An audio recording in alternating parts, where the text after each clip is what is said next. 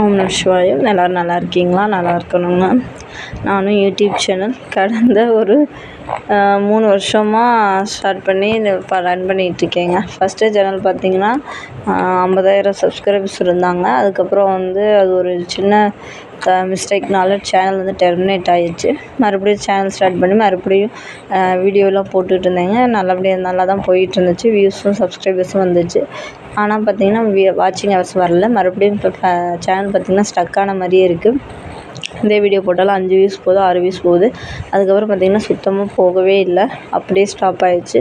3000 சில்லற அங்கேருந்து அப்படியே அந்த சப்ஸ்கிரைபர் அப்படியே இருக்காங்க. வாட்சிங் ஹவர்ஸ் ஏறினதும் 9 தான் ஏறிச்சு. அந்த 9 குறைஞ்சிக்கிட்டே இருக்குது.